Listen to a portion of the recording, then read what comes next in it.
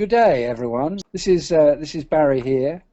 Welcome to a webinar on the role of grant making in social change. We hope to have a really enjoyable and open discussion this afternoon. And I think the first step is if we could each go round and introduce ourselves. I'll call your name in order and just briefly say who you are and the kind of thing that you do. So Jenny, could I turn to you as my co-facilitator of this meeting, and if you could just spend a minute on yourself. Sure. Thanks, Barry. Greetings, everybody, from sunny Johannesburg. I'm Jenny Hodgson. I'm Executive Director of the Global Fund for Community Foundations, and working to support and promote the role of community philanthropy institutions around the world, and have been working in the field of philanthropy development in developing countries and emerging markets context for about the last 15 years. Thank you so much. Could we turn that next to Stephen then? Stephen, are you there? Yeah. Can you hear me? Hi, yes. Could you just give us a minute of who you are and what you do at Rockefeller Brothers Fund? Yes, of course. Thank you. I'm the president of the Rockefeller Brothers Fund, a foundation established by the Rockefeller family in 1940. And so in a way, we represent what some refer to as old philanthropy, but we try to conduct it in what we think of as a very contemporary fashion around a set of very strategic goals in the areas of democratic practice, sustainable development, and peace building. And we work on those issues both in the United States and in a select handful of places around the world, and on some of the issues, obviously, which have global dimensions. We work on those global aspects. Thank you so much. Could we turn that next to Kathleen, please? Good afternoon, everyone. My name is Kathleen Cravero, and I'm president of Oak Foundation, which is a private family foundation based in Geneva. And we work in 7 different areas, including the environment, housing and homeless, international human rights, issues affecting women, etc. And we consider our core business as grant making, in the sense that this involves the transfer of money from us to other organizations, but we hope that we do this in ways that are both strategic and catalytic. Oh, thank you so much. Avala next, please. Okay, I'm director of the Community Foundation for Northern Ireland, which was established in 1979. I've been director for the last 20 years, and the Community Foundation works to support community-based initiatives in Northern Ireland related to social justice, peace building, and community development. Right, thank you so much. And next, Rana from Turkey. I'm the Director of Programs and International Relations at Sabancı Foundation. And Sabancı is a family foundation which was established back in 1974. And I'm responsible for managing our programs, including a social development grant program, our joint program with the United Nations, and Turkey's Changemakers program. We aim to increase the capacity of civil sector in Turkey and support the social and economic integration of disadvantaged groups, especially women, youth, and persons with disabilities. Thank you so much. That was very nice. Thank you. And Mark? Yes, hi. Good morning. I'm Mark Kramer. I'm a co-founder of the Center for Effective Philanthropy and co-founder and managing director of FSG, a social impact strategy consulting firm that works with foundations and companies and nonprofits on how to be more effective in achieving social impact. Okay, thank you. But next we're going to do a brief section, and I'm going to hand over to Jenny to talk about the context, the recent context of grant making and philanthropy. Over to you, Jenny. Great, thanks, Barry.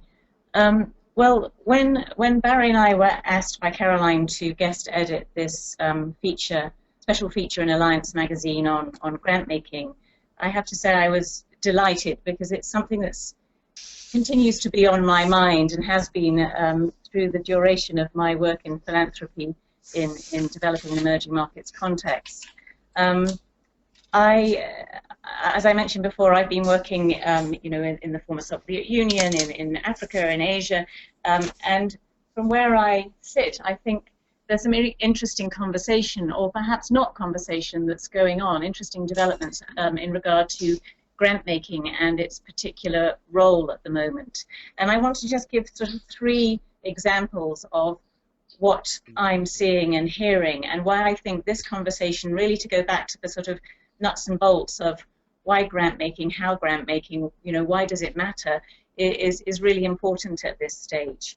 The Global Fund for Community Foundation works largely with emerging community foundations and community philanthropy organizations.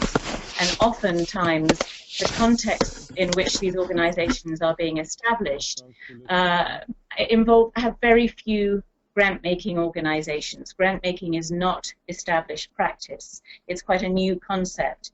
And whilst the leaders of many of these community philanthropy institutions strongly believe in the power and value of grant-making as a tool for building social capital, for building trust, for strengthening civil society, and for sort of getting resources to grassroots groups and moving money, philanthropic resources, through to people who can use them to do things, they often really struggle to raise money locally for grant making.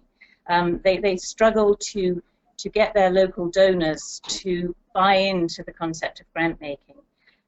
People saying, we trust you, we prefer to give you the money to do the project rather than you to give it to somebody else. And it's probably one of the queries that our grantees, our partners, come back to us most often with is, how do we make the case for grant making?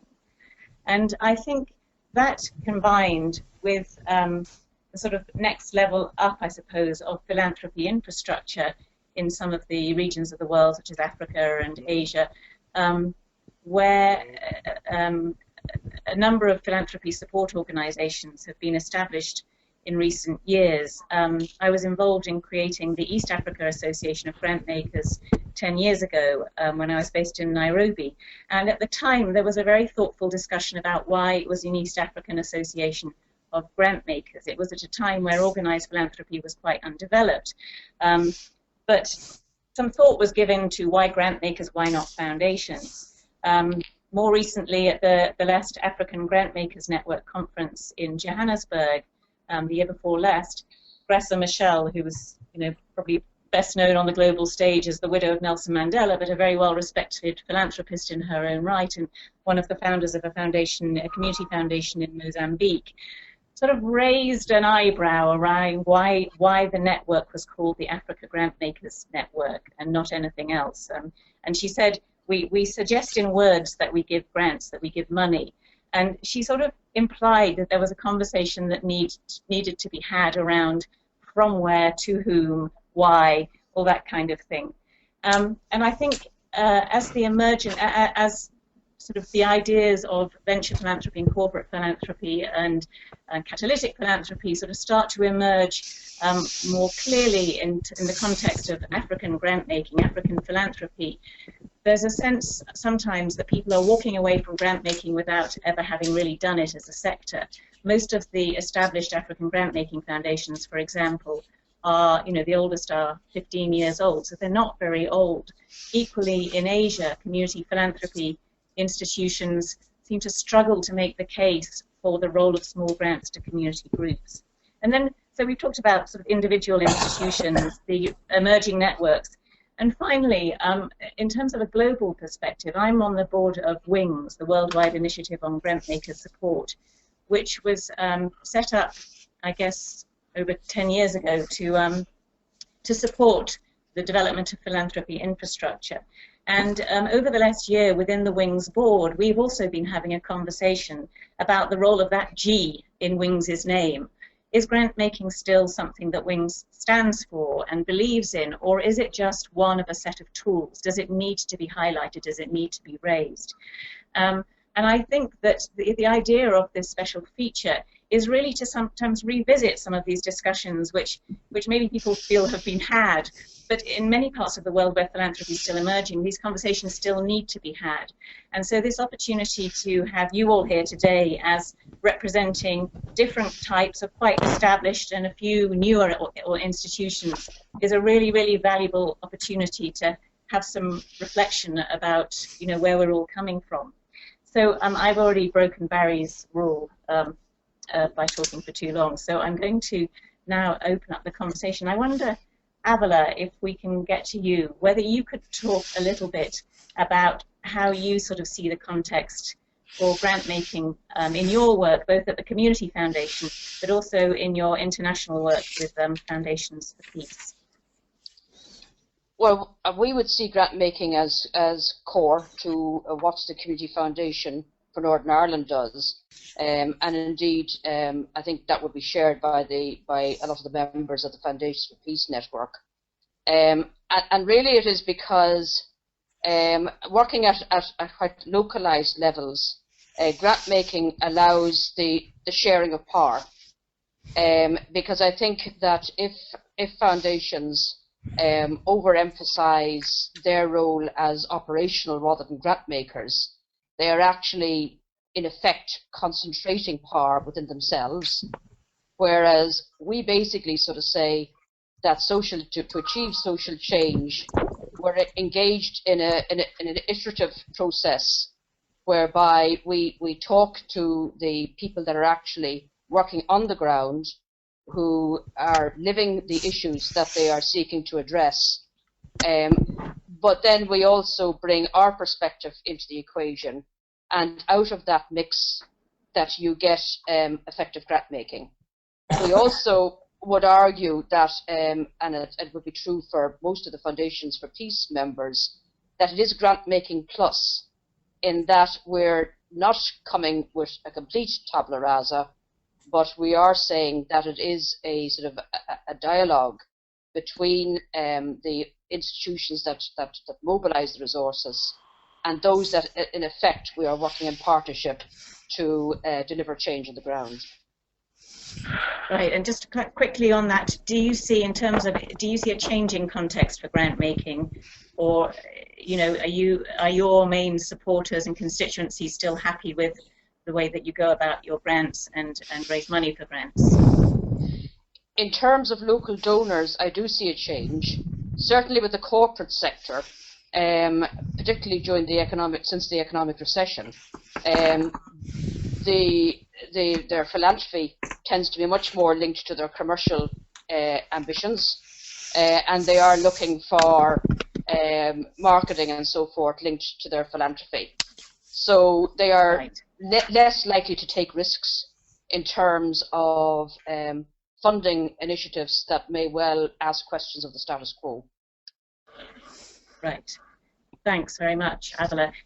Kathleen, would you like to sort of talk a little bit about the context? You spoke a little bit in your opening comments about the type of grants that you make, but do you see a sort of changing context for grant making, or a discussion with your own institution, within your own institution? Yeah, I'm relatively new to philanthropy. I've been at Oak Foundation for about 4.5 years, and before that I spent 25 years in the United Nations. So I've sort of come in at the time when this debate about grant making is happening, and some of it just seem, some of the debates I've had a hard time figuring out where the issues are, because it seems like there's false dichotomies and straw men. I think that was mentioned in the article that was distributed. I think there's been straw men set up across some of these debates, and we can maybe talk about those later in the discussion. Mm-hmm. But certainly for us, the core business of Oak is grant making, and as I said, because we transfer money from us to others, but we also see the relationship with our partners or our grantees as an iterative process. We might have an idea about, we'd like to reduce domestic violence in Eastern Europe. The way we would do that is find coalitions, either individual organizations or coalitions that have been working on this issue for years and years, and engage with them in a discussion about what their strategies are, how they think it should be done, and work together, both defining the problem, setting the strategies, figuring out what needs to be measured, what can be measured, because not everything that's important can be counted, not everything that's counted is important. So I really feel this idea of it being an iterative process, and as far as I can tell, many who talk about strategic philanthropy or catalytic philanthropy, they're still talking about grant making in one sense or another. It seems that they're setting up, and I think also this was mentioned in the article, in the the thing by Barry and Jenny was sent around, which I really resonated with me, the sort of these straw people of good grants and bad grants. That doesn't seem to me to be leading anywhere particularly constructive. Mm-hmm. Great, thank you. You've kind of opened up the discussion very nicely. Before we kind of move into that broader discussion further, Rana, you're with the Sabancı Foundation in Turkey. Now, as I understand it, grant making has not been particularly established as part of the practice of foundations. Could you talk a little bit about how you see the context for grant making in a country like Turkey right now? Yes, of course. Actually, we're a perfect example of an emerging country that Jenny was talking about earlier, because there are very limited funds available in Turkey. We are one of the few foundations to run a grant program. Our acceptance rate, considering the grant applications, is less than 10%. And this alone shows the excess demand and lack of supply for funding. In Turkey, the corporate sector is slowly coming in, meaning that they are implementing their own projects, sort of. But in terms of the foundations, most of them only do charitable giving. I mean, they do have money, but they really don't want to engage in risky topics. Right. That's, I believe, the reason why there is so little funding for grant making, especially in the area of social issues. Great, that's very helpful. Mark, can I turn to you? Your name has been associated with the catalytic side of the philanthropic spectrum, which I think, as you acknowledge, also involves grants. How do you sort of see this?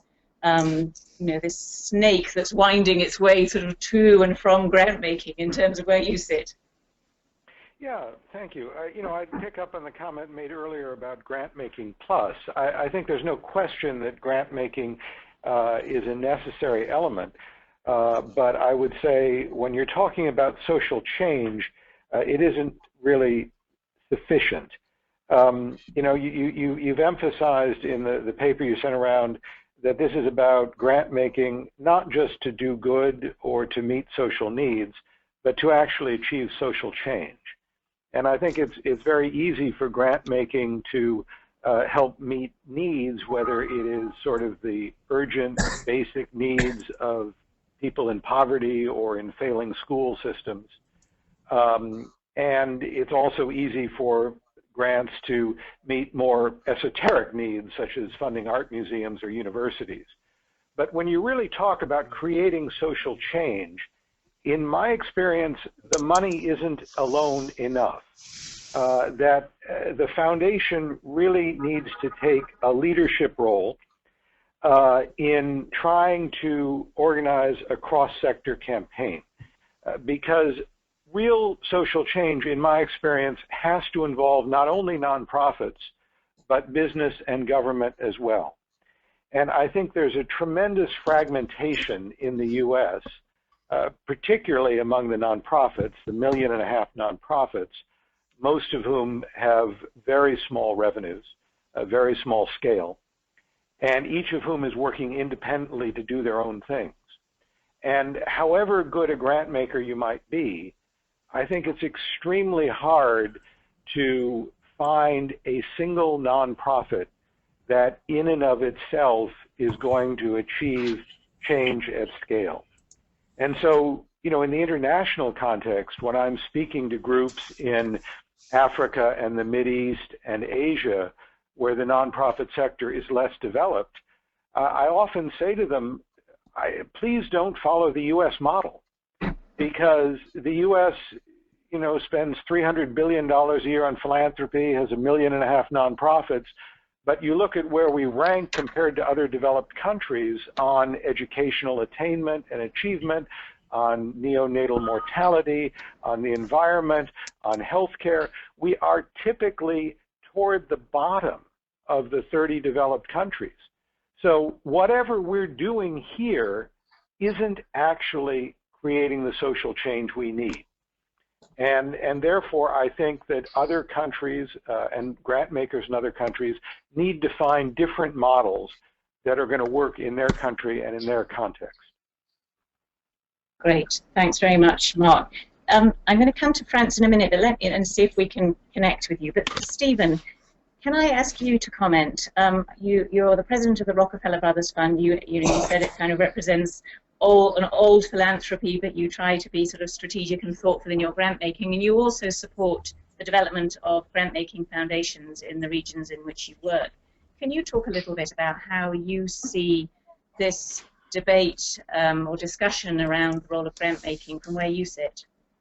Sure, and I'm enjoying the conversation thus far. I have to say I'm in agreement with a lot of what Mark Kramer just said, but I also agree with lots of the comments that Kathleen and others have noted, and I'm not sure there is this sharp distinction or dividing line. I think all of us agree that if the ultimate goal of our work is to try to promote some kind of really deep social change, that's something that on its own is well beyond the means of philanthropy to accomplish. We're simply not big enough. You know, if you just look at the United States, where the philanthropic economy is probably the most robust in some ways, American foundations annually are giving away roughly $40 billion. And some of that is designed to try to stimulate social change, and some of it, excuse me, is for more traditional forms of charitable activity, support to the arts, support to educational institutions, etc. But even if the entire $40 billion were directed toward social change goals, that's a really minuscule amount of resources when you compare it to the scale of the challenges that social change demands. So we have to find a way, and the analogy I use to try to simplify this in the minds of the general public audience is that we have to think of philanthropy like acupuncture. We have these tiny little needles available to us, and the question is, where do we insert the needles in order to trigger a systemic change? And I agree with Mark that the focus of that work, that acupuncture philanthropy, has to be around triggering change in the public and private sectors. They are by far the big players on the issues that we are concerned with, whether it's the environment, whether it's health, whether it's social development. You go down the list, and without really significant change in public policy, public investment, private sector behavior, private sector investment, we will not accomplish these social change goals. So I think that's how we have to focus our thinking. I think that we need to do it with grant making, but with grant making that is one tool in a very robust set of tools that includes convening, that includes advocacy, that includes leadership, that includes public engagement, that mobilizes people around the issues, that helps build capacity in grantee organizations. All of these things have to be part of our effort if we're really going to influence these big systems and find the places to insert our tiny little needles to trigger those systemic changes.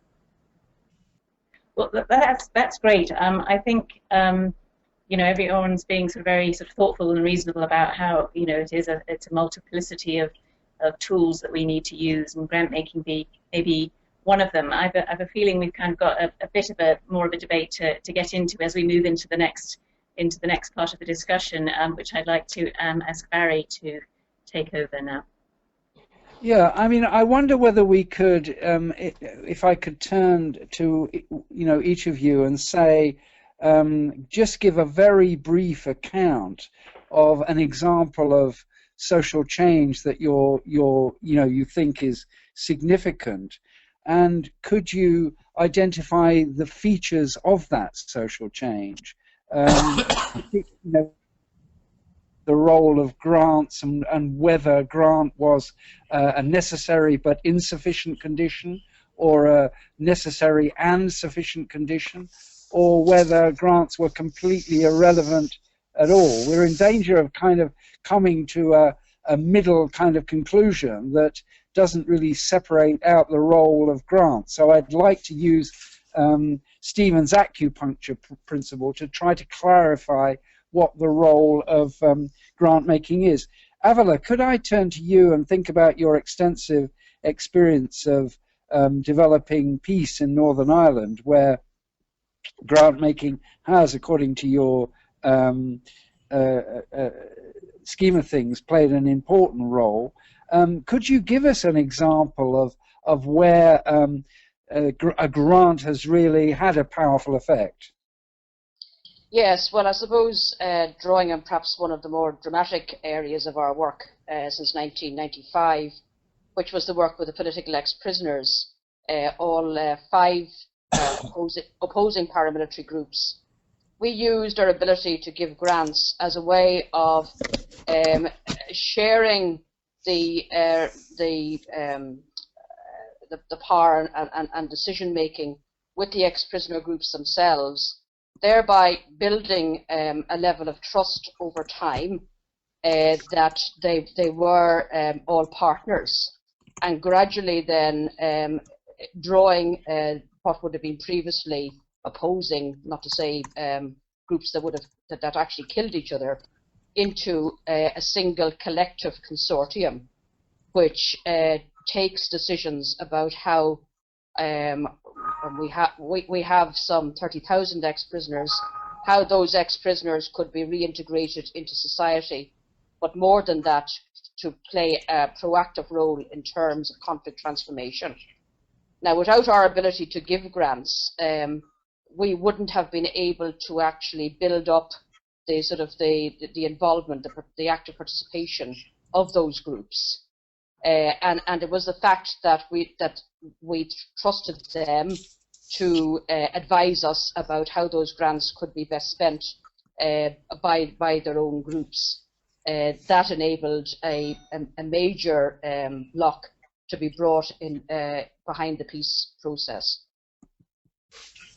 Yes, thank you for that. So that's an example where grant making was a really vital example. Rana, could I turn to you and Turkey and ask you, in terms of the successful work that the Sabancı Foundation has done, could you give us an example where of that, and whether grants were a necessary or a sufficient or an irrelevant kind of consideration in producing that success?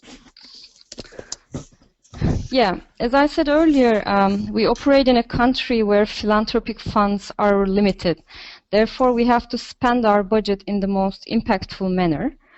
And in order to achieve our objectives with limited funds, we kind of adopted a more proactive approach in grant making over time. To give you a successful example, we are committed to tackling child marriage in Turkey. We first became aware of the severity of this problem 3 years ago when a women's NGO called Flying Broom made a grant application to our program. And when we studied this issue, we realized that this practice is highly prevalent and early marriage is deeply embedded in the traditions. Therefore, the harmful effects are generally being covered within the communities. And we embraced this issue as an area where we wanted to go deeper in terms of impact. And we decided to support this women's NGO. In our first project, we just aimed to create awareness and make people openly talk about this issue, because nobody was talking. All the tragic incidences were generally being covered up. And this NGO that we supported visited 54 cities within the country and organized meetings and brought the issue to the agenda of the media and the public. We decided to continue with this NGO, and in the second project we became more proactive. We decided to connect them with NGOs working internationally on the same issue so that they could change experiences and best practices. And we introduced them to Girls Not Brides, which is a global platform bringing NGOs together to tackle child marriage. And they were connected with their peers in Asia and Africa, and they observed the work being done at the grassroots. And this year, this is the third year that we support them, I must say we managed to develop a partner relationship rather than a pure funder-grantee relationship. And we designed the project together, and we also invited the Ministry of Family and Social Policies to the process. And we got even more involved and decided to become part of creating a sustainable solution.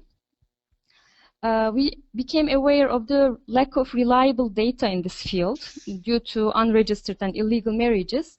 Therefore, we persuaded the ministry officials to undertake a comprehensive research study. And at the same time, in parallel, we contributed to the design of the project that we would implement together with this NGO. This year we're implementing a pilot project which will be implemented in one province, but we aim to create a successful community mobilization model. I cannot claim that we already achieved social change, but I think we are on the way of doing that. If we can create a working model, then we can add more modules and replicate it to other regions. And at the same time, this research study that I was talking about will help us analyze the dynamics of child marriage and will help us formulating customized strategies in other regions.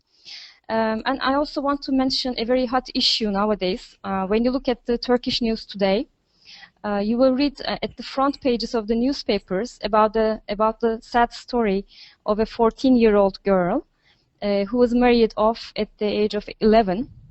Unfortunately, she was murdered after her second baby died. Okay, this is something sad, but the good thing is if this issue appears on every paper's front page today, then I think it's the outcome of our collective efforts to make the voices of these child brides heard. And I think, of course, change takes time, but if we continue our efforts, this issue will become more important and will come to the agenda of the public even more. And lastly, sorry, I know I talked a little bit long, but lastly, we hired for the first time outside consultants to monitor performance and measure the impact of this project. And I think this will also help us identify the methods that work best and the ones that work least. And we will use this input to shape our future projects. Thank you, Rana. That's a very illustrative example. We have two examples where grants have played a really critical role, but they have been necessary, but not sufficient. Could I turn now to you, Mark, and perhaps you could give us an example, maybe as a counter to some of the two that we've heard already, where a successful initiative has relied less on grants and more on other the kinds of activities that you mentioned the last time you spoke. Is there such an example you could give us? Well, I think of two quick examples, but I will say, that you mentioned earlier the risk of coming to a middle sort of ground conclusion. And I actually think that may be where we belong, because the examples I've heard just now, are good examples where grant making played a role, to be sure, but grant making alone did not achieve the kind of result the funders were hoping for. It was this idea of grant making plus, and that very much is our idea of catalytic philanthropy. Right. But let me give you two quick examples. One is a small family foundation based in Atlanta called Rockdale. And the donor of that foundation became very interested in trying to bring microfinance to Palestinian territories and Arab countries. Microfinance at the time, this is about a decade ago, was very, very well established in Latin America and in Asia, but almost non-existent in these countries. And he began to look at why that was, and he realized, well, there's lots of materials about microfinance, but none of them had been translated into Arabic. So he hired translators to translate material into Arabic. He realized there was one sort of small microfinance infrastructure organization in the Palestinian territories, but they had no way to approach U.S. or international funders. They didn't have a budget for travel, so he personally went around to foundations like Ford and Rockefeller and tried to get them interested, donor to donor, in helping to launch microfinance in Arab countries. He decided to create and organize an international conference that was focused attention on microfinance in Palestinian countries. And after about 6 or 7 years, he really had created this movement such that there were 40,000 microfinance borrowers when he began, and 6 or 7 years later, there were 3 million.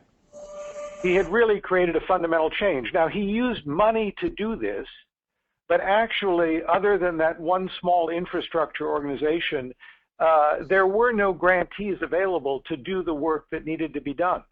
So planning and funding the conference, connecting with other funders and reaching out to them, translating materials, are all things that he paid for and did using money, but didn't actually use grants. Let me give you one other very different example, and this is about the juvenile justice system in the state of New York.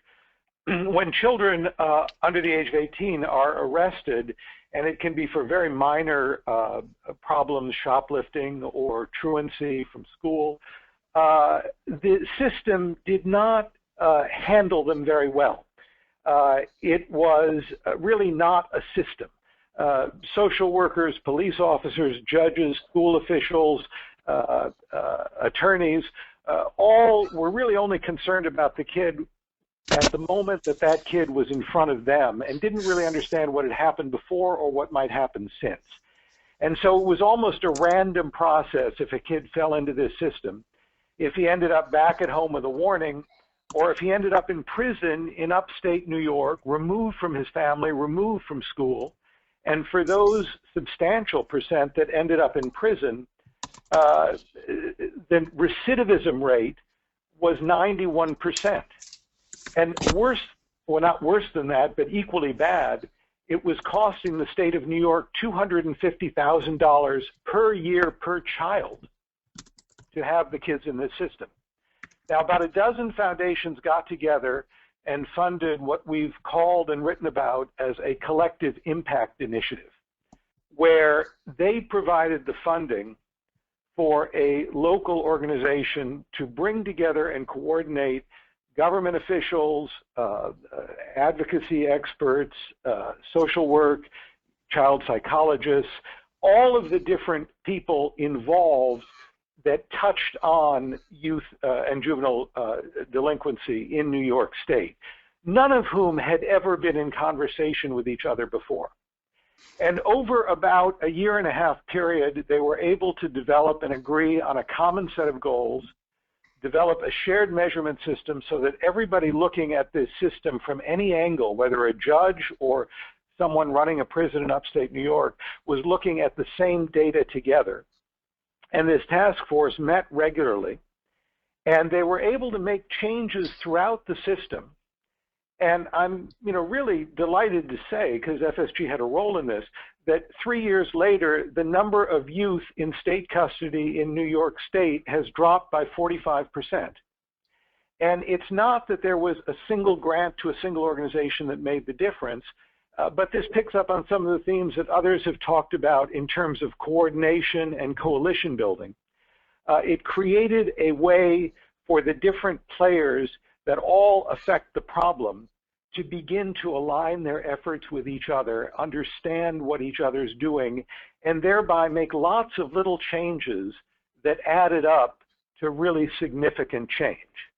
Again, there were grants made, but what happened and the cause, the sort of moving force behind the social change was not so much the grants as this collective impact effort itself.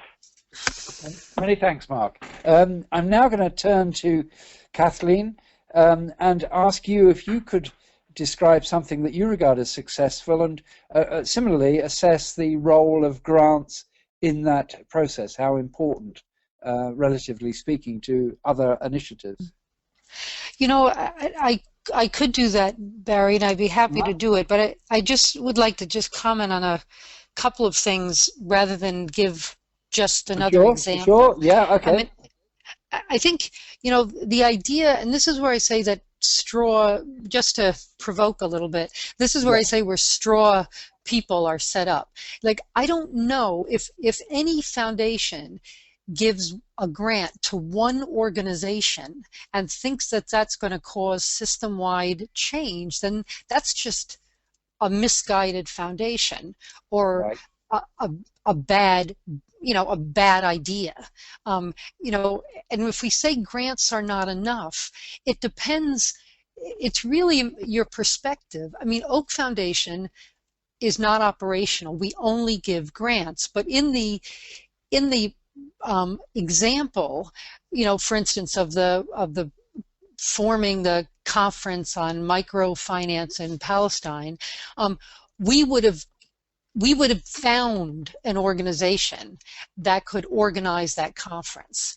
So I don't think so we could have done it all through grants. So to say that grants are not enough, it's what's inside the grant. I don't know if I'm making myself clear, but it's sort of even the collective impact that Mark described. It was grants. It was grants smartly made clusters of grants with the right organizations pushing them forward. So I think, that you give all your money to one organization thinking of system change is as much a straw model, I hope, as the other end, which is, I'm not saying this was the case, I'm just using it as a, as some guy in Atlanta deciding that microfinance was good for Palestine, and I'm sure the guy who did it, I'm not saying this is about it, I'm sure he did all sorts of research to figure out and did a lot of consultation, but the opposite example is you take some rich person that decides that something is good for somebody else and then uses their money to impose it on them. And then makes them measure everything and report on everything. And so I guess I agree with Mark, we are somewhere in between. But it's almost like if grants are enough or grants aren't enough, I wonder whether that's the right conversation. Right, okay. Stephen, would you like to comment on this? Because you made a contribution that was very relevant to this discussion before. Would you like to pick up on what you've heard around this issue? I guess the key point I'd make is one that reinforces what has been said here. I think that it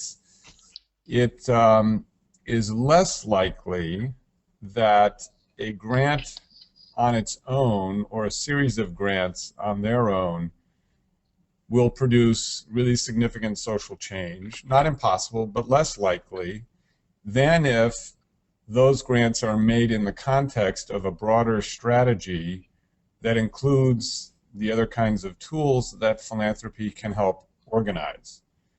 And I think, you know, it requires a kind of deep and very sober case-by-case analysis of what one is trying to accomplish and where the levers of change exist and how you can assert pressure on those levers of change. And as for an example of something we've been involved in, one that I think is really a terrific story had to do with promoting sustainable management of forest resources. And in the early part of this century, the first few years after 2000, we and a group of other philanthropies became deeply involved in utilizing a challenge and an opportunity in British Columbia, where 25% of the world's coastal temperate rainforest still exists, but it was being rapidly denuded by industrial logging. So, you know, the kind of near-term goal was to stop the logging.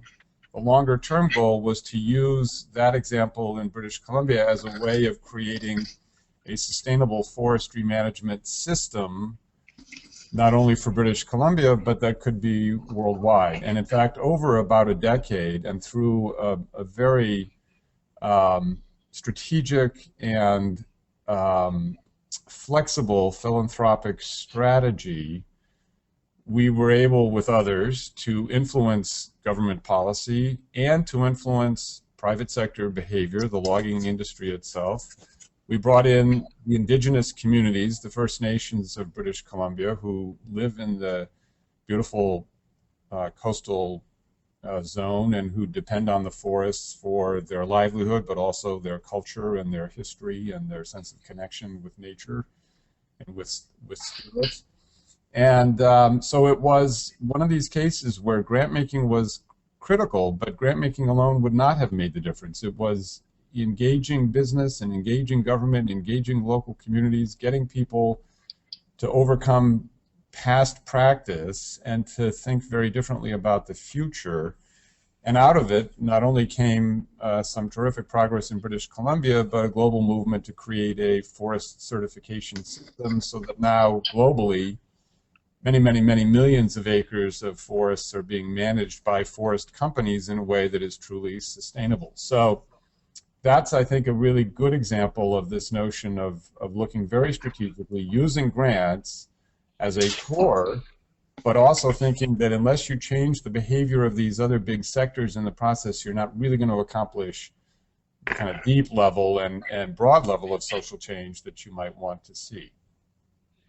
Okay, thank you. I'm now going to switch the discussion and take it back and hand over to Jenny with really an observation. I think my observation is that there is a fair degree of agreement within this group, and the agreement seems to be that if philanthropy were an orchestra, then the grant giver would be or the philanthropist would be the conductor of the orchestra, and the grantee would be a paid violinist. I wonder what that does to the issue of power, and whether this means that power is inevitably a top-down process in which grants are and violinists are bit part players, or whether we are ruling out bottom-up change here, whether changes in communities, the bubble-up theory of how things happen at grassroots level, is being denied by this kind of model. So, Jenny, would you now take over? Well, Barry, it's Mark. I know I'm out of turn here, but if I could just jump in, that's really not what I've been hearing, that the foundation is the conductor and everyone else follows their lead. What I've heard throughout these other examples has been very much an attention to the coalition, listening to the people involved, learning from them, and being a partner, as one of the other speakers said, with the organizations and the grassroots on the ground. So I just want to go on record as saying I'm not sure the orchestra metaphor is the one that I end up with. And Okay, well, maybe if I could jump in on the musical metaphors, it may be that this is more of a jazz ensemble where there is no particular leader, but you assemble the different instruments that you think will produce the harmonies and the syncopation that is necessary to move the audience, and philanthropy is one of those instruments. Right. Okay. Well, let's turn to the issue of, having listened to those qualifications, let's turn to the issue of power and where it resides in these relationships and so on, whether it's a flattened fifth or a diminished seventh. Jenny. It's a real shame that Bongi Makabela from the Nelson Mandela Children's Fund isn't able to join this discussion, because I think she would have, you know, challenged us all to kind of look to ourselves a little bit. You know, Bongi is very articulate and passionate about the role of philanthropy in devolving power and resources to people to make decisions, choices for themselves. When you are a grant-seeking, grant-making foundation, I think you live that sort of slightly schizophrenic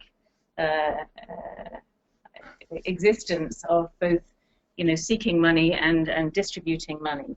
And I think there is still a very lively debate, certainly in Africa, around the, you know, the role of external money. So we're talking about private philanthropy to support efforts in Africa as being often, you know, very short-sighted and short-term, and holding the power, you know, not really being prepared to devolve power, i.e. money in the form of unrestricted resources and grants. And I think there is a question about, you know, the role of unrestricted grants, of core funding, of what we're prepared. We may have the most fantastic project conceptualized at our desk in Johannesburg or London or New York, but really, are we prepared to devolve that framework to people on the ground to come back, to use resources in the way, to develop in the way they want and develop their own multi-stakeholder relationships? And I think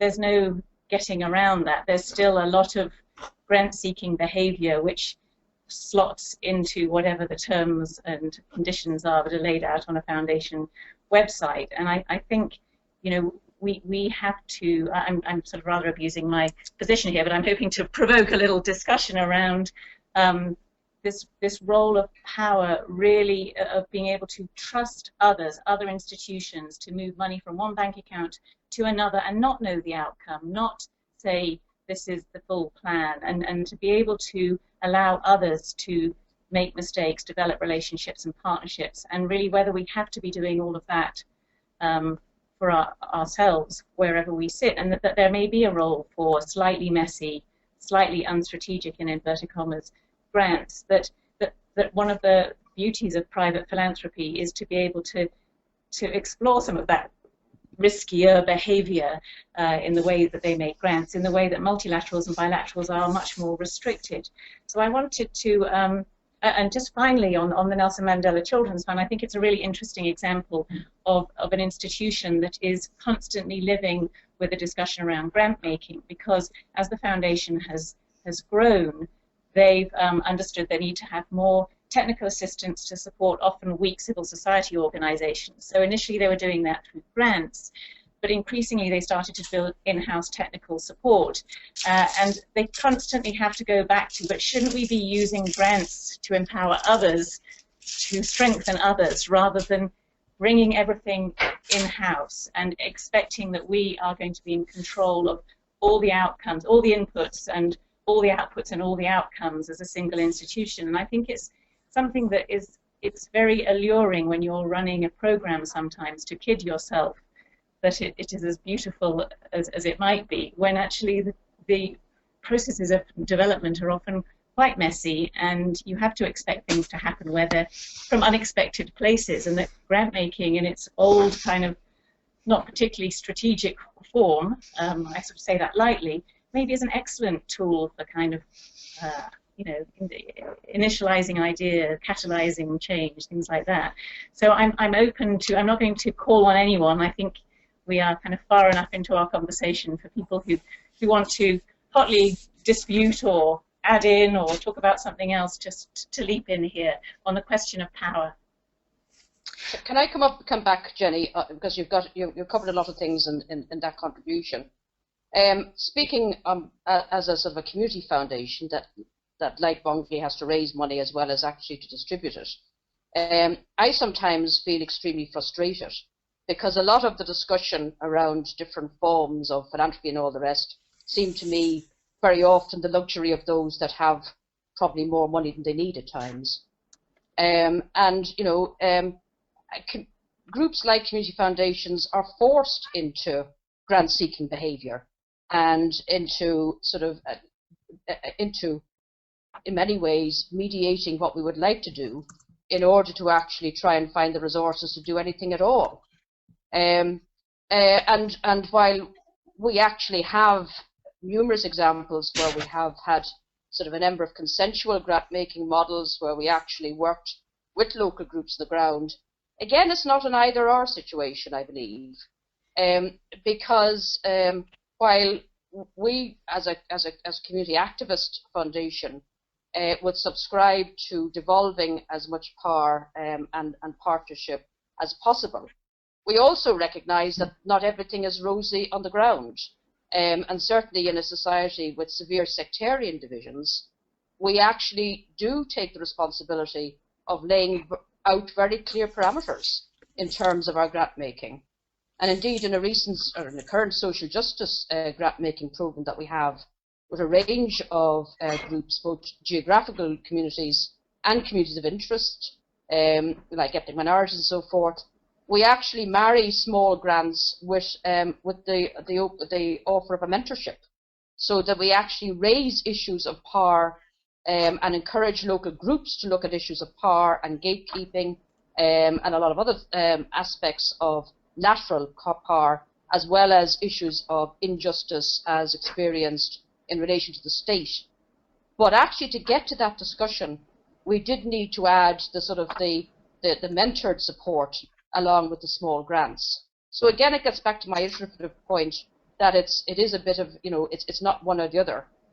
But the other point I would like to make is I think Rana's contribution in her example was very interesting, in that she did say that their Girls Not Brides project came out of a grant application. In other words, it was a local group raising that, and they then were responsive to it.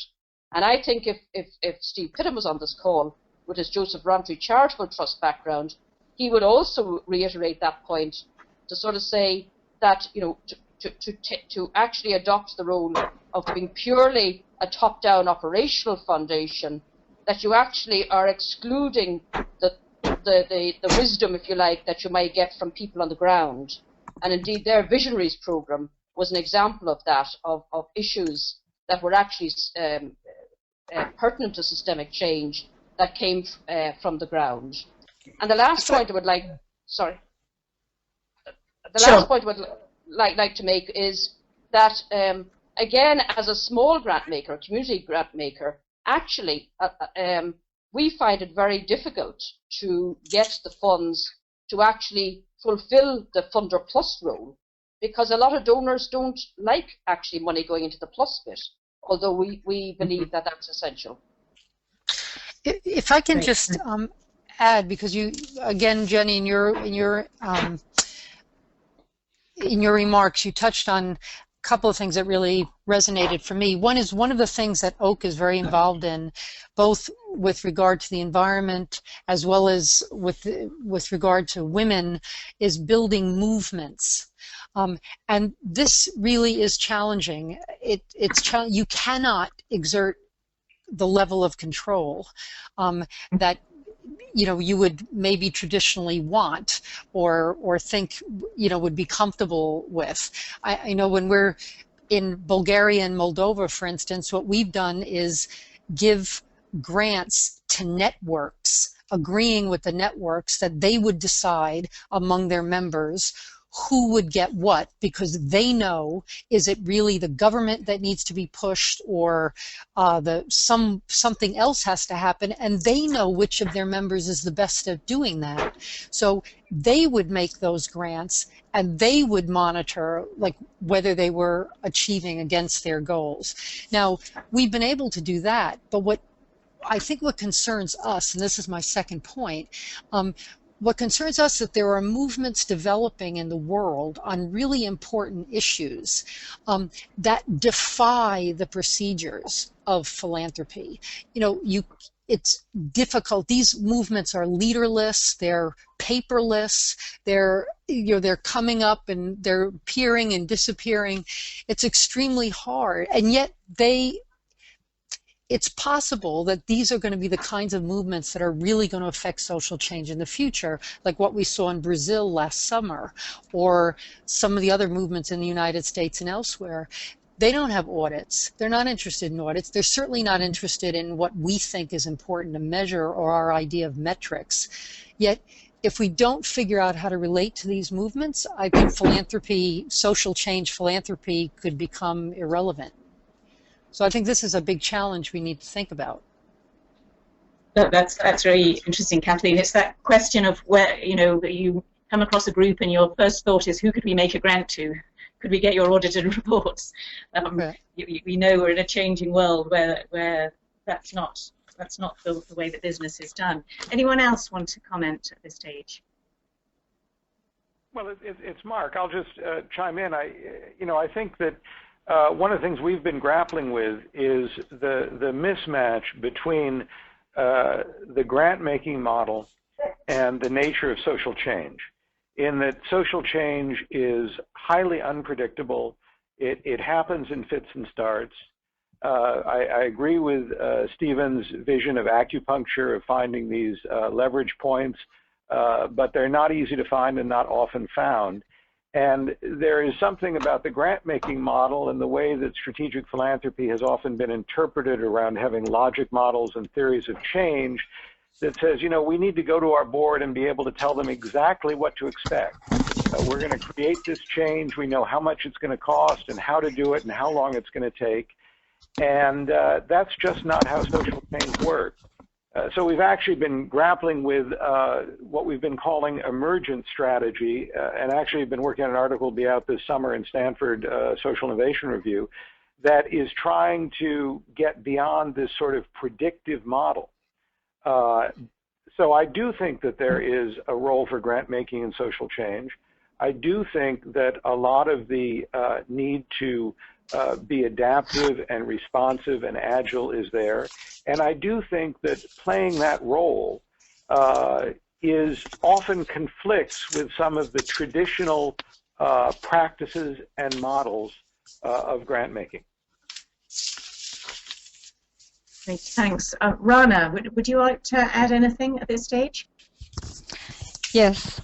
From our perspective, strengthening the civil sector is as important as creating social change.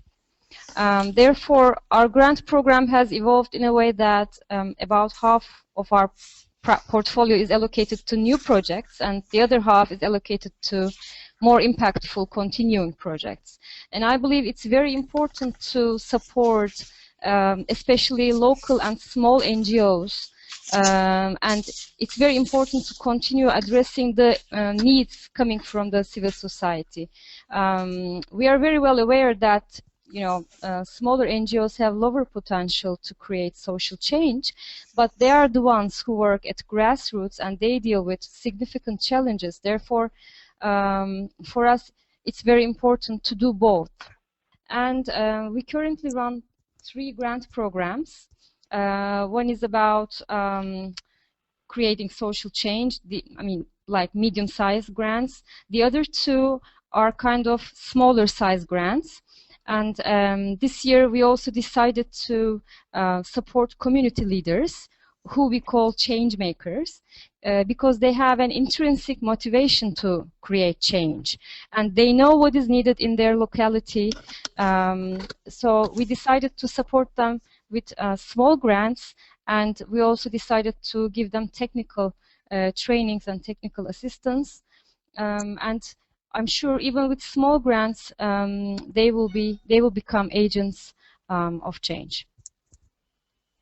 That's great, Rana, and I would agree just from the community philanthropy field that the whole role of strengthening civil society, building social capital, you know, that is a kind of long-term view towards thinking about social change, that you need the sort of fabric of civil society in place in the first instance. And so for many community foundations, that's the sort of starting point for this kind of work. Stephen, you haven't commented on this question around power and other things that panelists have raised in the last few minutes. I do think that the power dynamics are something that we really need to keep in mind at all times. And we in philanthropy, we in foundations, individual donors, we do not have the answers to these very big problems. We have some resources that can be devoted to helping people work on solutions, but we have to, we have to be at once both quite ambitious and large in our ambition, but we also have to be quite humble as we approach these ambitious undertakings and understand what we can bring to the process and what others can bring to the process. And I think it's very easy to forget that, and it's very easy to not understand the dynamics of the grantee organizations that we are really here to serve. And I think this may be one distinction in this conversation, which is that philanthropy is a major part of the economy that supports civil society. And civil society is not a luxury. It's not something that is good to have in good times. Civil society is an absolute necessity in robust democratic societies. And its economy is dependent on philanthropy, institutional and individual. And so we do have these broader responsibilities that we need very much to keep in mind as we are attempting to be catalytic or strategic or whatever term one might want to apply to the actual activities that we undertake. Yeah, great. Thank you, Stephen. We are approaching the latter half of our hour and a half, so I'm going to hand over to Barry now. Thank you, Jenny. I mean, I think we'll begin to wrap up now. I'm going to give you each one more chance to have a final kind of thought.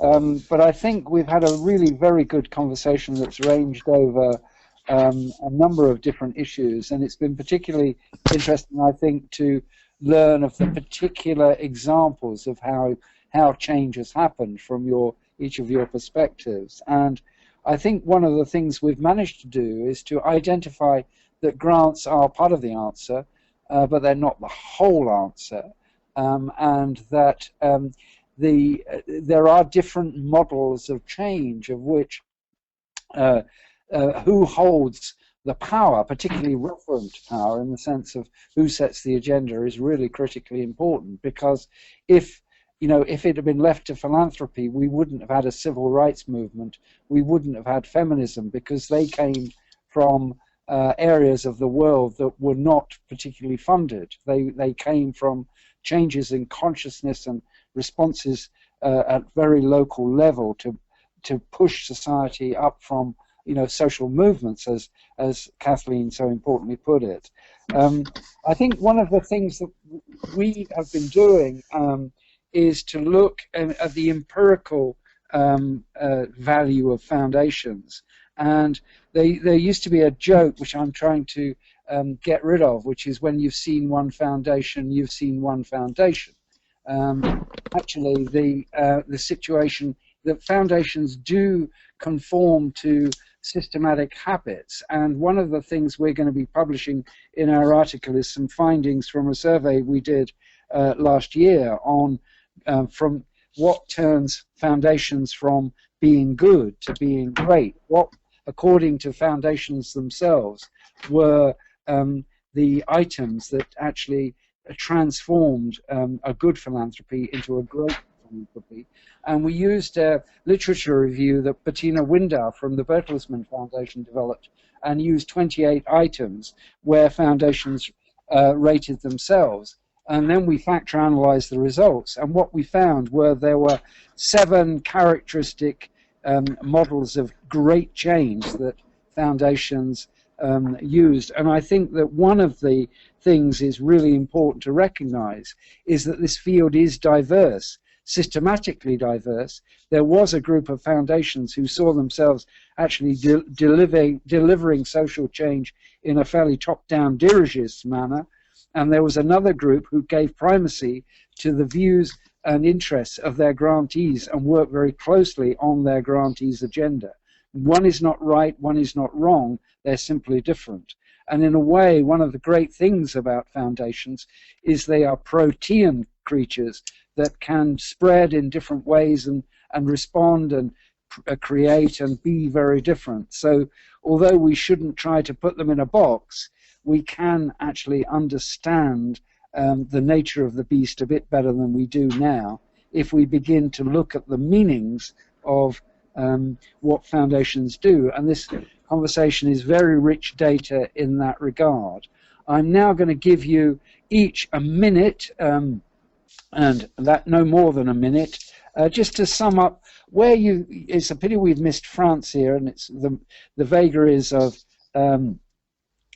microphones, and it would have been great to have his view. But can I start with you, Kathleen? What would, the last minute, what are your final observations on this conversation?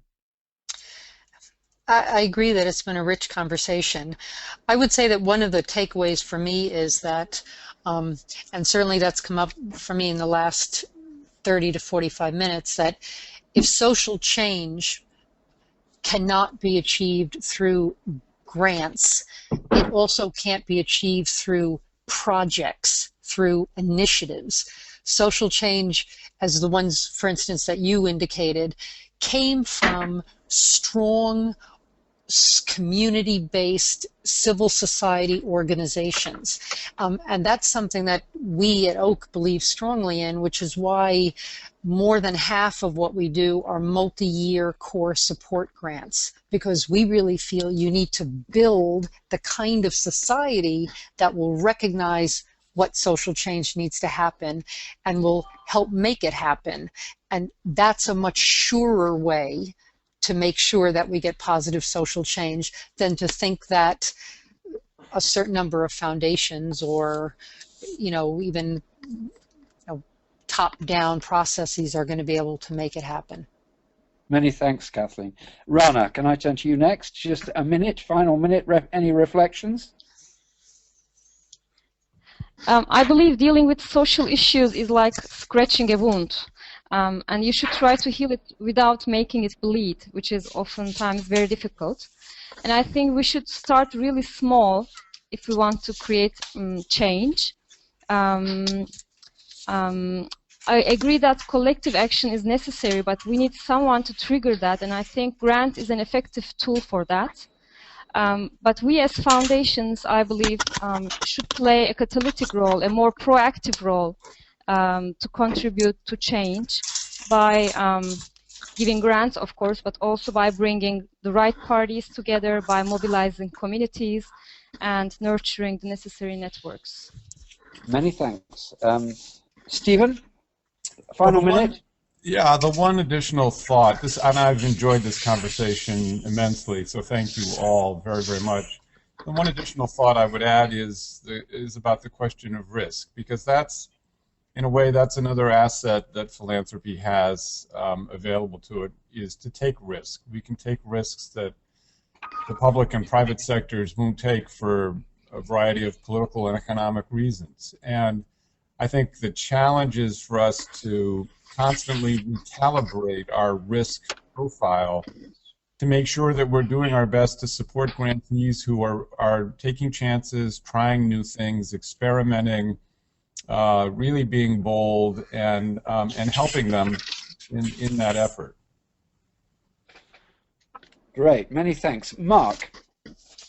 Well, I would just briefly say, I too have enjoyed the discussion. I think that one of the things that's very exciting to me as I read and listen not only to practitioners but consultants and researchers is that there is a real growing body of knowledge about the role that philanthropy can play in social change, which I think in the last decade has grown and evolved a lot, and which in my experience is leading many different people to a similar set of conclusions. And I think that it is very exciting that there is this evolution of learning in the field. It's very stimulating, it's very promising for the future. It's very global in its nature. And I do think the more that we can focus on finding the commonalities, the lessons that we all agree on across our very different sets of experience, the more helpful it will be. And the more we try and create, as someone said at the beginning, straw men, or emphasize the controversy and the disagreement among these different points of view, the less helpful that will be. So I was just delighted to hear how much commonality and consensus there was on this call, and hope very much that that will be part of the theme and thread that comes out in the article. Many thanks.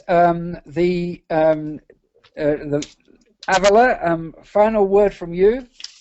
Okay, just 3 quick points. For me, the main the distinction is between those foundations that feel they can achieve social change through a systemic managerial approach that looks at log frame approaches and so forth, and those foundations that really sort of are more explicit about their value base and principle base, which I think is important in order to create partnership and networking. My second point is that in terms of power, we talked about money, we talked about decision making, but actually we also have the power to validate people's lived experience, and particularly the lived experience of those new community leaders. And that, people would have said to us, has been the most important thing, more important than money in many cases, that philanthropy can bring. And finally, just to a plea that we also need to think of context, because we can have great visions, but actually, in terms of realizing them, context is, I think, all important.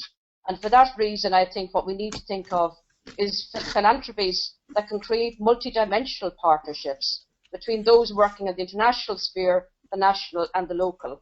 And that then provides a reinforcing mechanism to actually try and realize some of our ambitions.